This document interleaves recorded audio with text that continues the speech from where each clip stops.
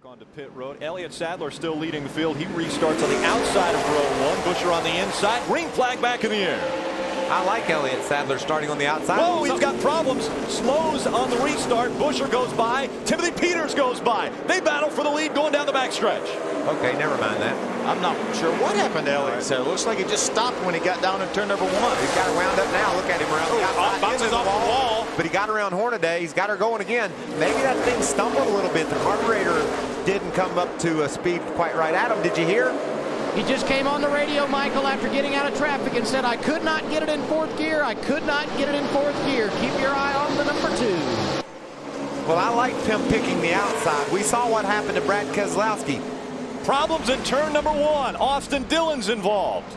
Donnie Lee, I think the 07 goes around. Get turned around here as quick as you can. Chris Clear Jones to back just up. maybe skint the. You see the right front damage to Austin Dillon's truck. That's a lot of damage on that truck. You're right. There's two other trucks that were involved down there. There Austin Dillon being one of them. The 07 of Donnie Lee forces the 21 of Jake Crum into the outside wall. Then it turns Donnie sideways. Austin, with nowhere to go, makes contact. Look at Todd Bodine, our point leader, just get by the 3 of Austin Dillon. Oh, and then Austin gets hit again. That's Chris Jones, the 87, just knocks that front fascia off. Now watch this. Donnie Lee just does not give Crum any room at all. Squeezes him in the outside wall. And watch how hard Austin hits him. Boom. Straightens it back out. I'm not sure that maybe Donnie Lee didn't receive the least amount of damage of all the trucks, and he's the one that caused that mess. And Donnie Lee and Jake Crum are teammates at SNS Greenlight Racing.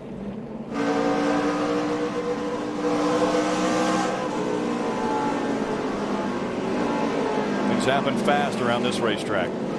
Kyle Busch, you heard him grab third gear even before he got to turn number one. He wanted to make sure he had plenty of options, get that thing down on a lower gear, and if he needs to make a move in a hurry, he would have the power to do it. I love that move by Kyle Busch. Here's Donnie, just squeezes Jake up into the outside wall. Jake could not have gone any higher. Well, you're right. He could have got on top of the wall, I guess. So maybe he could have gone a little higher. Look at these guys doing a great job. We heard Kyle Busch downshifting. Todd Bodine just snaking his way through. Chris Jones down on the bottom just couldn't seeming like get his truck over to the left far enough, and added insult to injury by hitting Austin Dillon again. Green flag back in the air. Timothy Peters with another great start, but here comes Ron Hornaday. Challenging on the inside. Now to the outside goes the 5 of Mike Skinner. Man, when those guys squeeze you down from the top like that, Phil, it's really, really a handful.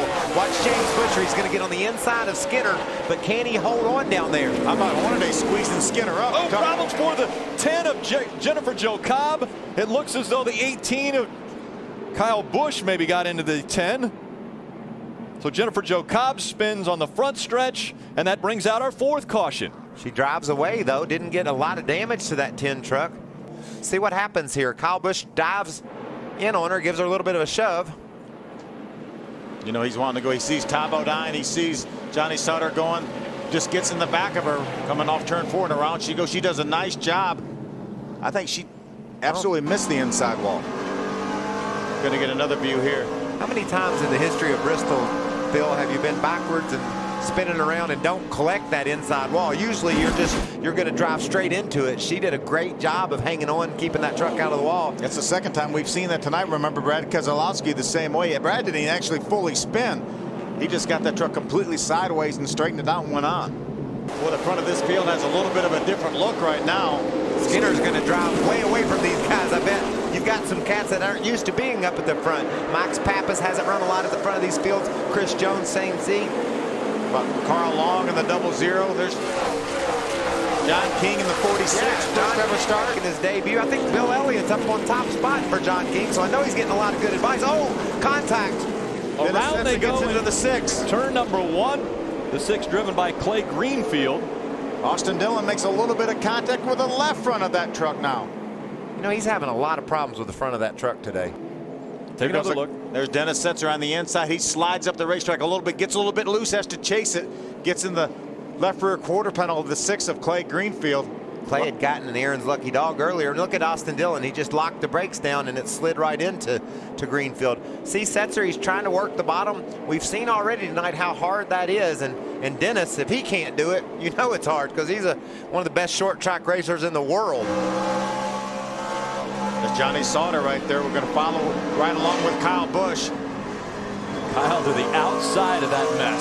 Wow. And Kyle thought, well, it's a pretty good time to dive to the outside right there. They all reckon on the bottom of me. Watch this move he makes around the top. See him duck to the right.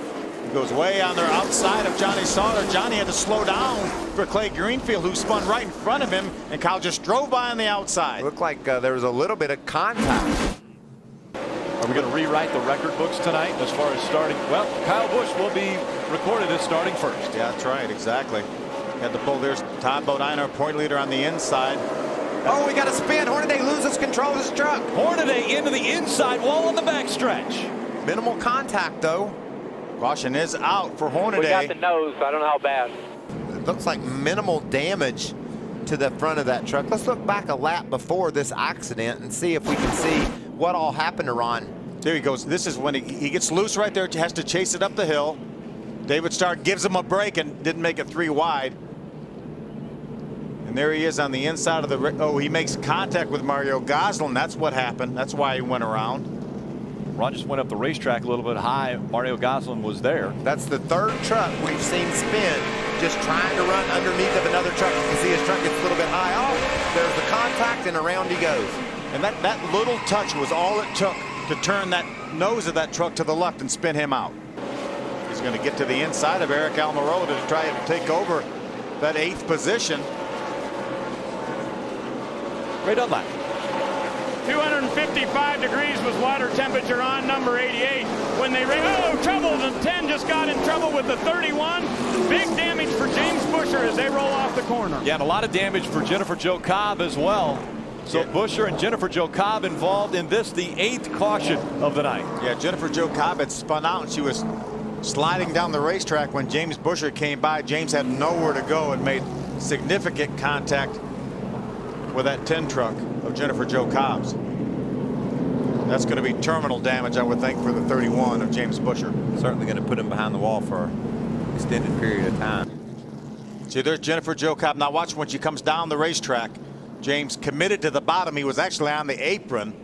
And when she came down the racetrack, he had nowhere to go. You know, you're going so fast here. He's entering that corner at over 100 miles an hour. You can't just all of a sudden change directions. He saw her spinning, thought she was going to stay on the track, committed to the bottom, and he was done. That's where he had to go, and they made contact.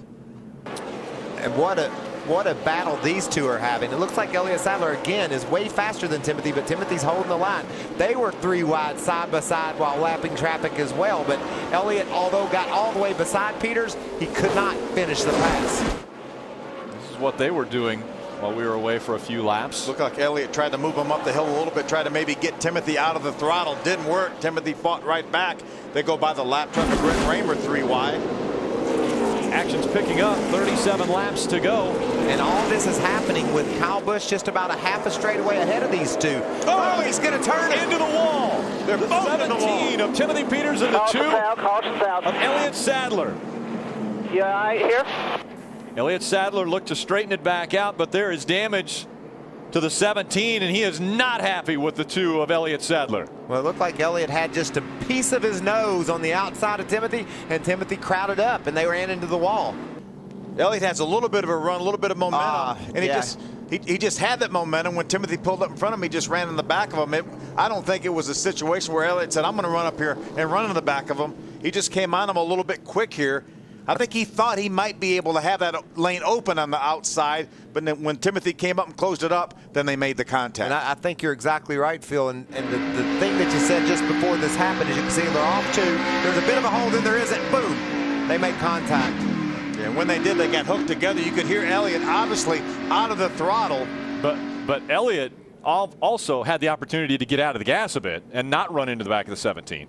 Well, certainly, but Phil said something that was key just before that happened. 37 to go. These laps are clicking off in a hurry, and Elliott thought, I got a hole here. I need to try to get in it. Adam, what's happening? Busch with almost a second lead now. It's this time when he comes by the stripe. 2 laps of racing to go. 2nd through 5th, they can't work it out side by side. Oh, inside. What a great 81 run. of David Starr, and there's more contact. Ken Schrader gets into him. Dennis Sensor goes around. The 4 of Ricky Carmichael involved. And remember the fuel situation. Now we're going to go overtime when we know Kyle Busch has to be low on fuel. Schrader's a tough guy. He's raced all over the world, but he's hurting right now. See, David Starr was on the inside of Justin Lofton, it looked like. Yep. They make contact. Kenny Schrader comes along after David bounced off the inside wall, was headed back to the outside wall. That was Miguel Miguel Paludo. Paludo got into the 92 of Dennis Setzer. And then Ricky Carmichael came along and got a part of that wreck as well. So a lot of damage. See, here comes Red flags Kenny. out. I mean, that's Hard just as hard. contact. That's as fast as you're going right there, Yeah, Phil. yeah. He dove into turn. Wow, look at the 17 truck just 17. slipped through the middle of that. He dove down into turn 1 as fast as he could be going, and he made hard contact with David Starr. Yeah, upwards of 130 or 40 miles an hour as they entered that corner. Here's real time. Here's David. He hits the inside wall. Now he heads to the outside. Kenny comes by, as you mentioned. He's in the corner absolutely as hard as he can get in the corner. He'd already committed. Sparks flying. He's got it through 1 and 2. And he's checking out down the backstretch. Does he have enough? How about Tom O'Neill racing up in the top 5 right now? Here comes Hornet 8 to the inside of Mike Skinner. Got a spin. White flag out as they spin behind him. Caution flag. Kyle Busch took the white flag. We'll see if NASCAR says it's official. So this is the problem behind Kyle. Kyle's coming off turn 4 to take the caution flag. There's a spin. The 9 of Max Pappas, the 3 of Austin. They took the white, and he was across the stripe just as this happened.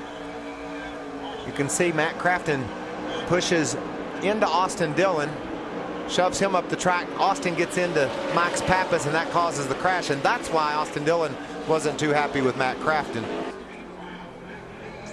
Watch the flag person. That's Sarah up in the flag stand. They are well past the start-finish line. Well past that before the lights and then come you on. saw the lights come on. Yeah, the lights actually are triggered from the tower. Yep. So that's really what's official. And they were well past the start-finish line when the lights came on. You can see here the crash happens right now, but man, they're traveling 100 miles an hour, and that was in slow motion. You can see how far they are past Now, the start-finish the line. caution lap just came out. They were really entering turn number 1 when the caution lights came on.